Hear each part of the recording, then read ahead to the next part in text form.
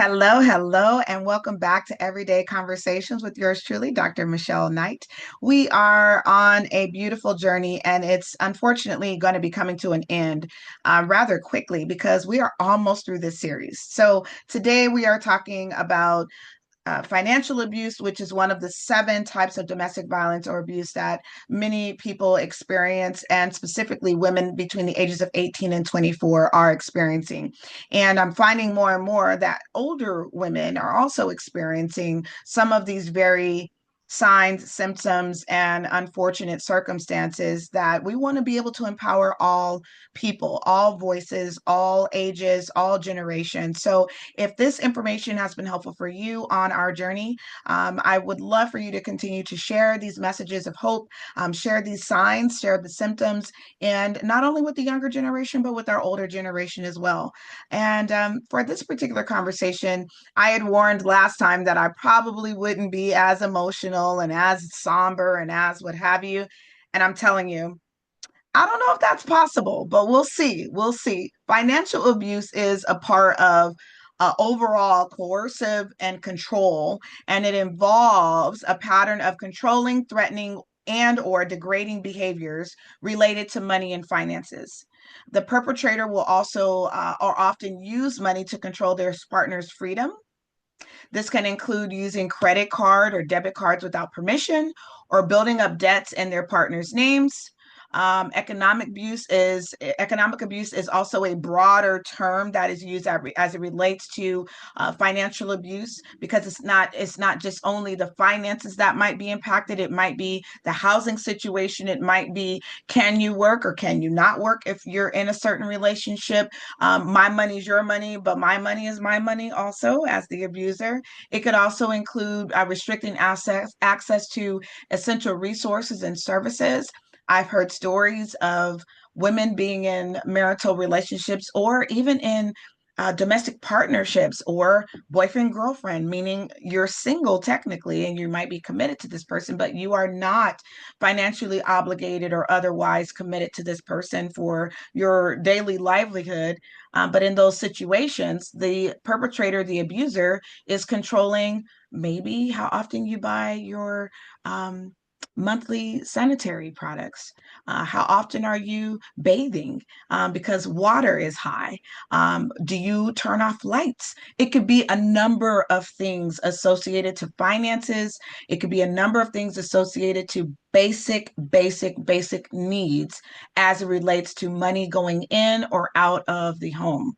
So access to resources and services such as food, clothing, transportation, and or refusing to allow someone to improve their economic status, as I mentioned, through employment, education, or training. Some examples of financial and or economic abuse are controlling all of the household income and keeping financial information secret. So you may not have access to your own bank account information. Or if you have a bank account, you must have a joint account so then this person can see what you're doing. Or you have no account and your money that you bring into the home, whether that's Social Security or a paycheck, goes into one account where this person divvies out and controls the finances. So in essence, they always have what they need, but the home may suffer as a result, and you definitely are suffering as a result of the decisions that they're making. Taking out debts in your name, sometimes without you knowing. Heard of a recent situation where credit card access, we're all used to saving our information in a safe space, if you will. If there's a bank account that you normally use on Amazon, for instance, and you have a new credit card, you might put that new credit card in there. You might have another source of income, a credit card or debit card associated to those accounts. And so you can select which one you want that money or that purchase to come out of. Well, what happens if you have a shared laptop or a shared phone or a any type of shared technology where your bank information is then overlapping, intertwined, or otherwise being utilized with or without your knowledge? And even if it's with your knowledge, maybe that's just the tip of the iceberg. Maybe you might be seeing $100 charge when there really are $500 charges in other areas. So this can get out of control fairly quickly. Taking debts out in your name, again, sometimes without you knowing, or get this small loan for us. I want to do some home improvements, but the home improvements never happen. Those home improvements never happen.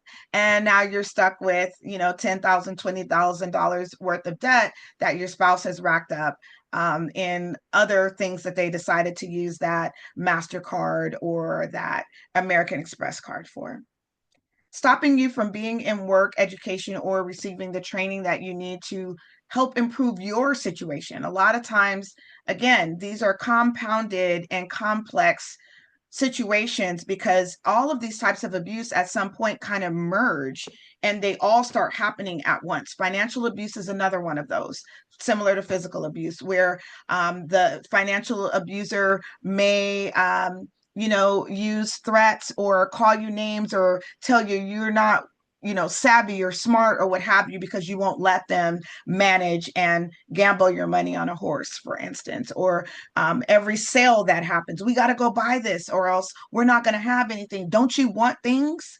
Don't you want to eat? I'm trying to provide for you. Okay.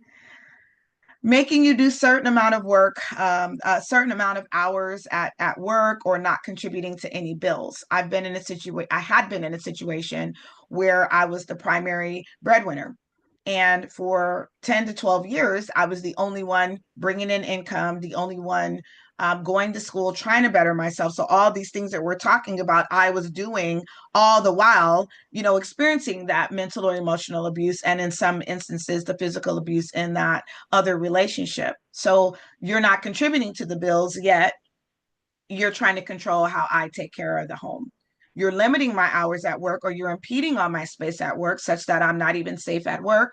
People know what's going on because you're bamming on the door to come pick me up. Oh, that's right, because you have my car. Because you don't have a car. So you're using my car and I'm allowing you to drop me off, but you're rushing me, which then puts my work in jeopardy. Having control over spending, checking receipts, having everything in their name. There's a flip there. Having everything in their name means it's mine, I control it, and I control you. That's what that means. Having it in your name means I have no ownership. I'm still going to control it, but everything is going to be your fault because when when the crap hits the fan, it's now your fault because I gave you this control and look at what you did with it. Do you hear the words that I'm saying and how there's never a win for the person who is in that abusive situation unless you decide that what you are experiencing is no longer how you want to live? Until you choose you over the circumstances and over the situation that you've allowed yourself to be in because we think it's going to be one way, but we're finding out that it is absolutely a different way. So this is about being aware, not only that this can happen, and just because we speak up and we, clap back or we have some remark where we feel very validated that, oh, I'm honoring myself. I am absolutely doing the right thing. You are doing the right thing to speak up. And in certain instances, the mere fact that you have to speak up about something is indeed the problem. It is indeed the problem. When our voices are being silenced, we're not being heard, we're not being honored, we're not being respected, we're not being loved in a way that we want to be loved, respected, valued, presented as our very best. When that is not happening, that's the core of the issue. So here are some things I want you to consider thinking about getting out of these types of situations. Number one, I really want you to take some time to be reflective. Take the time to review your finances. Look at what you're spending your money on. Look at where the money that you need is coming from. Is it mostly going out for groceries or is it spent on fast food? Can you save money by cooking food versus going out for dinner? The gifts that you buy, the gifts that you receive, where is that money actually coming from? Then I want you to take some time to identify your own financial responsibilities, meaning what are the things that I need? What are the things that I am responsible for? I know in my home now, in my safe place, I am the person who is more organized and when it comes to finances and what we need. So my husband and I have conversations about where money will go or where money should be spent for this particular time based on the bills that we have. Very, very open conversations. And I knew that going into the relationship that my husband, he was like, I prefer cash and I will always make sure that the house has what it needs. But can you actually give me an allowance? That was a new one. Can you give me an allowance and I'll work within that range? And here I'm going, well, I don't want to make you feel like the money that you're contributing, I'm trying to micromanage or, in some way abuse you or take advantage of you. So these are very mature conversations, but when we're talking about the abuse that goes on, there really is no conversation unless it's convincing you as the person who's being abused or manipulated that it's important for them to know everything that's going on so then they can control the situation. So in this case, the consideration is to identify what are the bills that you pay, what are the things that you have needs of, and as ladies, we have a lot of needs that men may not have the same need. Okay, I want you to start looking at the opportunity to separate your finances from their finances and or get a personal account. Now, step 3 and step 4, we're going to talk about them kind of in conjunction because simultaneously, it's important that you remove access to your personal account or to your personal funds. That means the example that I gave about the Amazon accounts, that also means removing your credit card as an option to be selected. It's a subtle thing, but yet it is a powerful thing because then we're right back to number 1 and number 2. What are your financial responsibilities? Now, this can be tricky, and I've experienced this 2 ways. I've experienced it where I needed to separate myself from this person financially and I already had a personal account. There are instances where the abuser is the only one who has an account, and that is where all the money goes. Therefore, the separation would mean that you have nothing. That's where creating your own personal account, even at another bank or institution, might be banking or financial institution might be really important. So the money that you do bring that you reviewed are your financial responsibilities. You can see how you can be able to safely and securely transfer $50 every month to this other account. You can work with your job and have your check split. If you get if you get a promotion, you can have the amount that you're receiving extra go to that other bank account. So I realize that that is a secretive approach, and our goal is that you are safe. So in this case, to build secrecy around your plan and not show your hand all the time could be the very thing that saves your life. It could be the very thing that allows you to have one night in a hotel when you need to leave after you have been physically abused. And this person thinks that you have nowhere to go. You now have this safety net that you have. If you're getting an allowance, practice not spending all of your allowance. Okay, there are ways that you can begin to think about what you really want for yourself and prepare even the smallest amount. You may not realize how far $100 might go when you're in desperate need to leave the house in a fiery situation. Okay, and I'm speaking from experience, so please hear my heart on that. The other thing that will be really important for you to do is to create a budget within your control, meaning spending within your means. There was a time when I couldn't get my nails done. Now I budget for that because I'm still on a budget. I'm not dealing with an abuser, but I still have a household budget that when it comes to getting my nails done or getting my eyebrows waxed or something like that, I may need to start learning how to pluck my own eyebrows. I remember during the pandemic, I did my own gel nails. So there are certain things that we learn out of necessity. I've pretty much always done my own hair. I've been doing hair since I was 12 or 13 years old, and then expanded and made that into a business to get money on the weekend. So think about your own resources, think about your own resourcefulness. What can you do for yourself within your control? But self-care is equally important. This is a part of my self-care routine. So when I get a little extra, I put a little extra aside.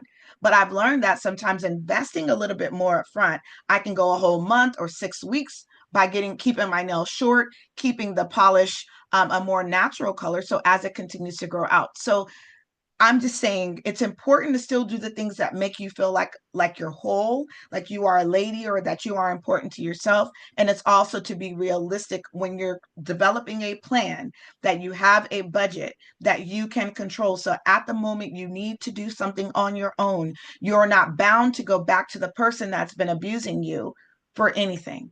This is about creating independence versus codependence, or complete dependence on another person who may not feel the same way that you're learning to feel about yourself. I want you to be intentional about your financial goals and set those boundaries for yourself. I remember when my husband and I were in the process of buying a home, we had to look at how often were we eating out. Could we, do a date night once a month instead of every other week? How much gas did we need to have in the car? Then when we moved further out, we needed to really assess that, as gas prices were going up, inflation was going up. It was like, okay, we need to really sit down and schedule when we're going to go to church, when we're going to go out to eat with another couple, or when we could afford to take our daughter to McDonald's. And during the time when I was in my abusive relationship, I didn't know where to begin about setting goals, except, okay, every Friday we're going to do Little Caesars pizza, right? Because I knew that was a $5 or $10 trip and could feed the entire family. So it's important to be mindful about the things that you want to hold on to as routines or ritual to keep the normalcy within your family, but also not stretch out so outside of your means that you can't get to where you need to get the next day because you spent all your money because you went to Ruth's Chris instead of doing that $5 pizza night. Setting those financial goals and boundaries for yourself is really, really, really important. Finally, it's practice setting goals and celebrating your successes. There are going to be times when you can splurge, but that's because you've been intentional. You've been setting that money aside. You've been giving yourself space to grow. You've been allowing yourself to see yourself differently and see yourself in the future and see the type of person and the type of relationship that you want to have with money. Instead of money controlling you, or the person who has the money controlling you, you're putting yourself back in the driver's seat to take control over the resources and being mindful, being intentional, looking at those things that are really important for you to do for you, and not be limited by what someone else says you can do because they're the ones paying the cost, if you will. I really hope that this conversation has been helpful for you, has given you some tips and some ideas of how you can begin to take control back over your life in this financial space. Ultimately, taking control over your life in all spaces as it relates to no one having control over you or putting you in a position where you have to do the very thing that you don't want to do. As always, I want you to continue to love yourself. I want you to continue to give yourself the same grace and the same love that you give to others. Be mindful of your resources, of the resources that you have. Be good stewards over those resources, and definitely tap into the resources that me and my team have provided to help you regain and live the life that you were born to live. The life that is without limitations, the life that you believe and dream is possible for you. When we come back next time, we'll be talking about spiritual abuse. And unfortunately, that is a real thing that happens not only in marital relationships, but also within our community. Lots and lots and lots to share about that. So we'll see you next time. Until then, take care of yourself and love yourself. Give yourself that same grace and love that you give to others. We'll talk soon. Take care.